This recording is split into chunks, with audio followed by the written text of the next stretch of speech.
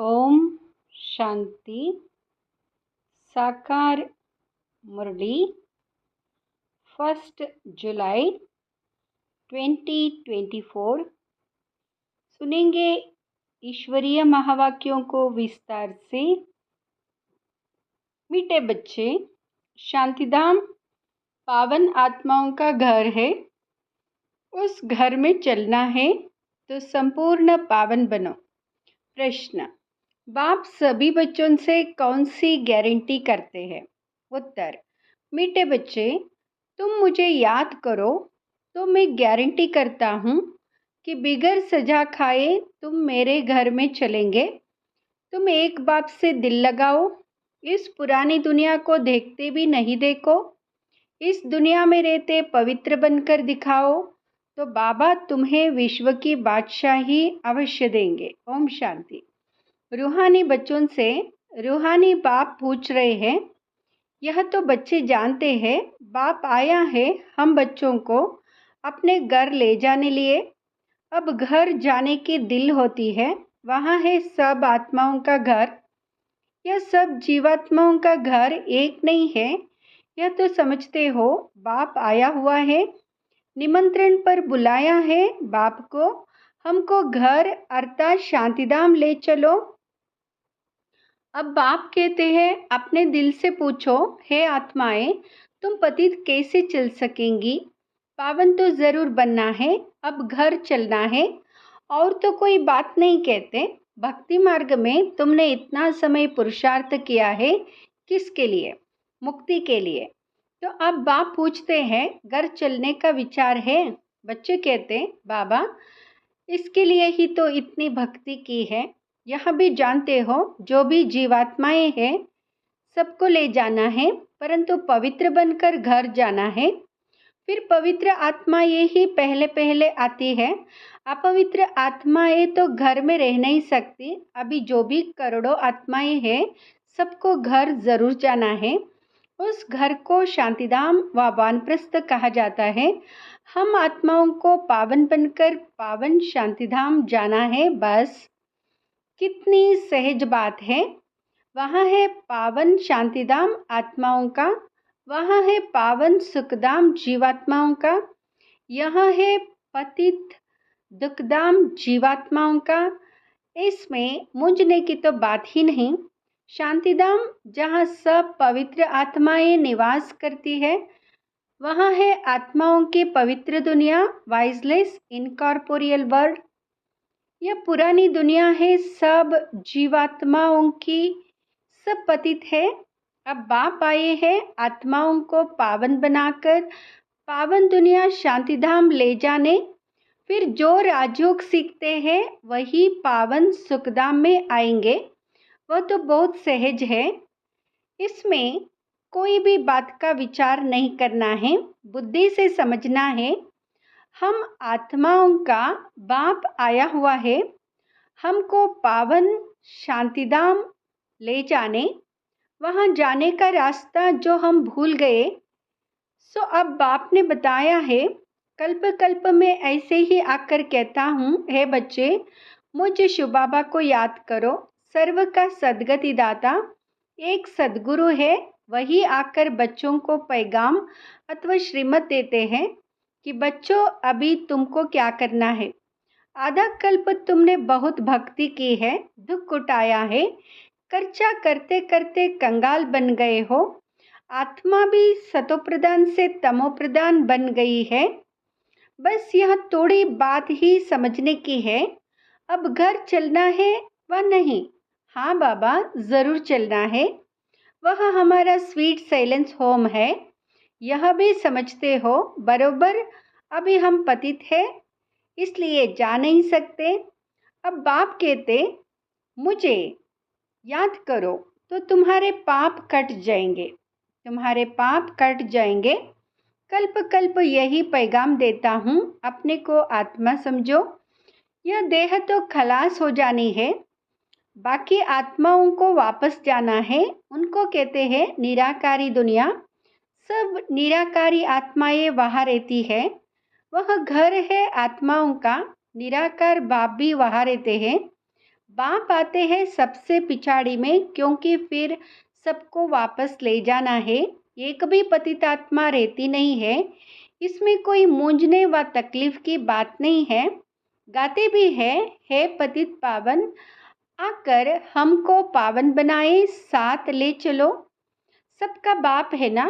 फिर जब हम नई दुनिया में पाठ बजाने आते हैं तो बहुत थोड़े रहते हैं। बाकी इतनी करोड़ आत्माएं कहाँ जाकर रहती है, यह भी जानते हो। सतयुग में थोड़ी जीव आत्माएं थी। छोटा झाड़ था, फिर वृद्धि को पाया है। झाड़ में अनेक धर्मों की वैरायटी है, उसको ही कल्पवृक्ष कहा जाता है। कुछ भी अगर नहीं समझते हो तो पूछ सकते हो। कई कहते हैं, बाबा हम कल्प की आयु 5000 वर्ष कैसे माने। अरे बाप तो सत्य ही सुनाते हैं। चक्र का हिसाब भी बताया है। चक्र का हिसाब बताया है। इस कल्प के संगम पर ही बाप आकर दैवी राजधानी स्थापन करते हैं, जो अभी नहीं है। सतयुग में फिर एक दैवी राजधानी होगी। इस समय तुमको रचता और रचना का ज्ञान सुनाते हैं। बाप कहते हैं, मैं कल्प कल्प कल्प के संगम युगे आता हूँ, नई दुनिया की स्थापना करता हूँ। पुरानी दुनिया खत्म हो जानी है। ड्रामा प्लान अनुसार नई से पुरानी, पुरानी से नई बनती है।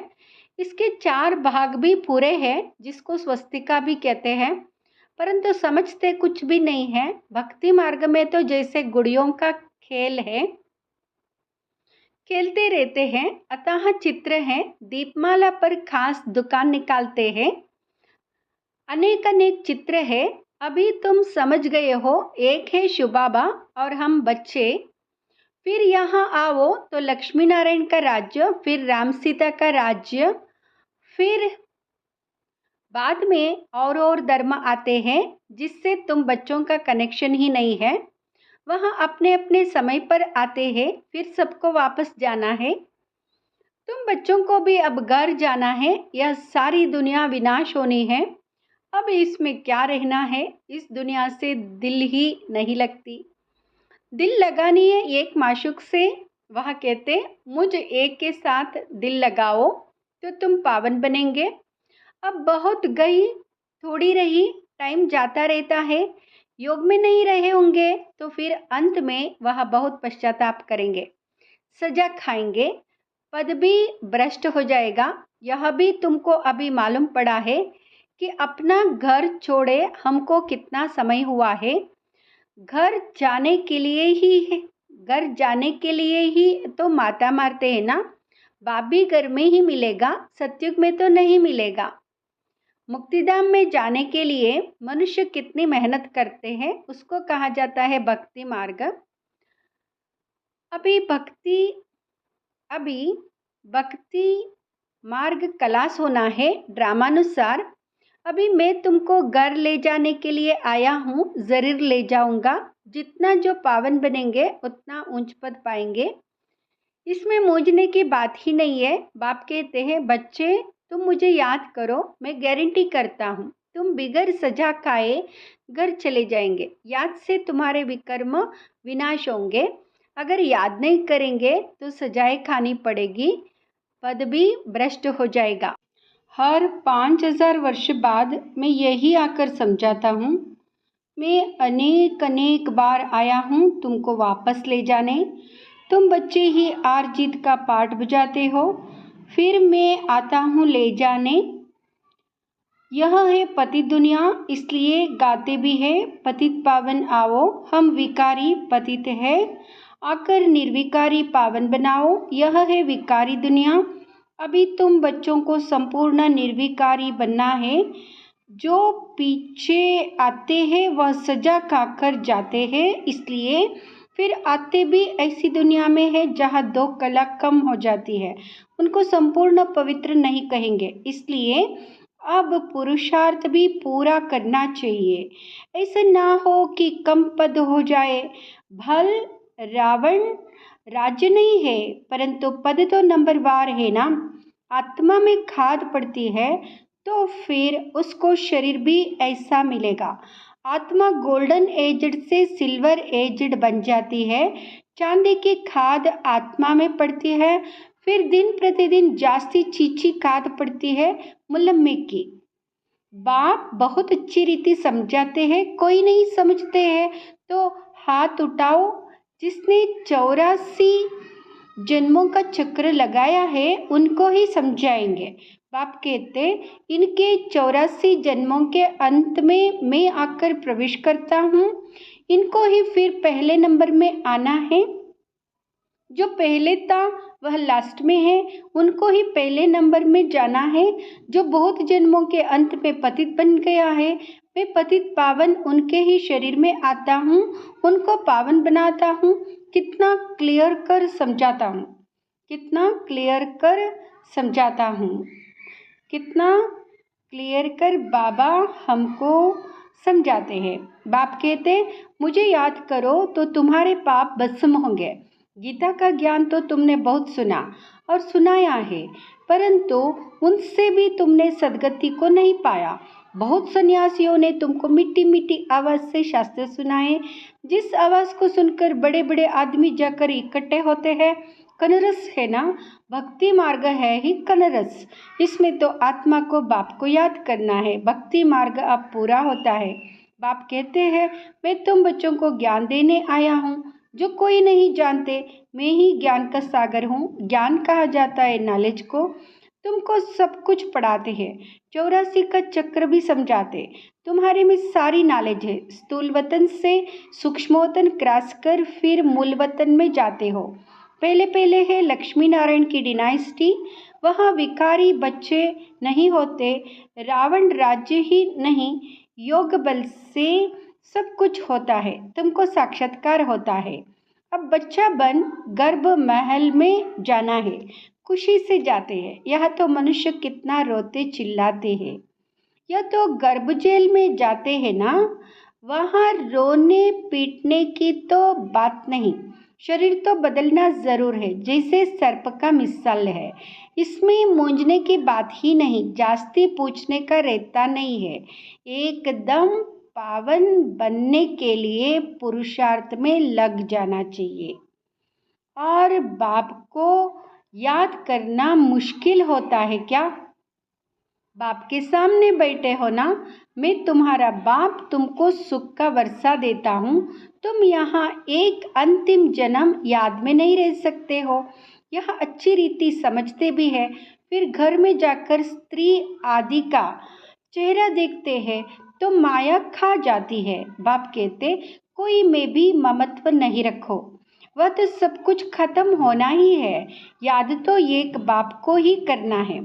चलते फिरते बाप और अपनी राजधानी को याद करो। दैवी गुण भी धारण करने हैं। सतयुग में यह गंदी चीज़ें मांस आदि होता नहीं। बाप कहते हैं विकारों को भी छोड़ दो, हम तुमको विश्व की बादशाही देता हूँ। कितनी आमदनी होती है तो क्यों नहीं पवित्र रहेंगे? सिर्फ एक जन्म पवित्र रहने से कितनी भारी आमदनी हो जाती है। भल इकट्ठे रहो, ज्ञान तलवार बीच में हो। पवित्र रह दिखाया तो सबसे ऊंच पद पाएंगे, क्योंकि बाल ब्रह्मचारी ठहरे। फिर नॉलेज भी चाहिए, औरों को आप समान बनाना है। सन्यासियों को दिखाना है कि कैसे हम इकट्ठे रहते, पवित्र रहते हैं, तो समझेंगे इनमें तो बड़ी ताकत है। बाप कहते हैं इस एक जन्म पवित्र रहने से 21 जन्म तुम विश्व के मालिक बनेंगे। कितनी बड़ी प्राइज मिलती है, तो क्यों नहीं पवित्र रह दिखाएंगे। टाइम ही बाकी थोड़ा है, आवाज़ भी होता रहेगा, अखबार में भी पड़ेगा। रिहर्सल तो देखी है ना, एक एटम बम से क्या हाल हो गया। अभी तक हॉस्पिटल में पड़े हैं। अभी तो ऐसे बम शादी बनाते हैं जो कोई तकलीफ नहीं, फट से ख़त्म, फट से ख़त्म हो जाएगा। और यह रिहर्सल होकर फिर फाइनल होगा, देखेंगे फट से मरते हैं व नहीं। फिर और युक्ति रचेंगे, हॉस्पिटल आदि होंगी नहीं। कौन बैठ खिदमत करेंगे, कोई ब्राह्मण आदि खिलाने वाला नहीं रहेगा। भाम छोड़ा और खलास, अर्थक्वेक में सब दब जाएंगे, देरी नहीं लगेगी। यह ढेर मनुष्य है, सतयुग में बहुत थोड़े होते हैं। तो इतने सब कैसे विनाश होंगे, आगे चल देखना है। वह तो शुरू में 9 लाख है, सतयुग की शुरुआत में 9 लाख है। फकीर भी तुम हो, साहेब भी तुमको प्यारा है, अभी सबको छोड़ अपने को आत्मा समझ लिया है। ऐसे फकीरों को बाप प्यारा लगता है। सतयुग में बहुत छोटा सा झाड़ होगा, बातें तो बहुत समझाते हैं। जो भी एक्टर से सब आत्माएं अविनाशी है, अपना अपना पार्ट बजाने आती है। कल्प कल्प तुम ही आकर बाप से स्टूडेंट बन पड़ते हो। जानते हो बाबा हमको पवित्र बनाकर साथ ले जाएंगे। बाबा भी ड्रामानुसार बंदायमान है, सबको वापस जरूर ले जाएंगे, इसलिए नाम ही है पांडव सेना। तुम पांडव क्या कर रहे हो, तुम बाप से राज्य भाग्य ले रहे हो।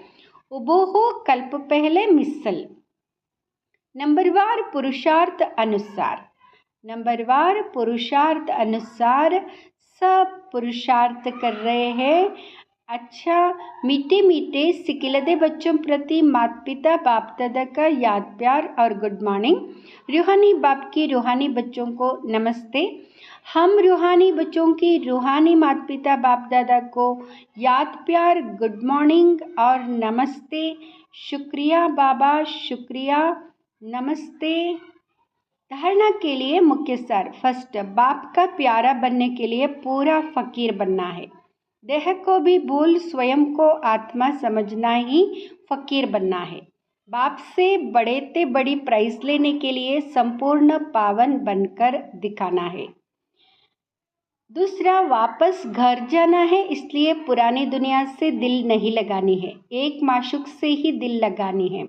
बाप और राजधानी को याद करना है, बाप और राजधानी को याद कर। वरदान, ब्राह्मण जीवन में सदा चेयरफुल और केयरफुल मूड में रहने वाले कंबाइंड रूपधारी भाव।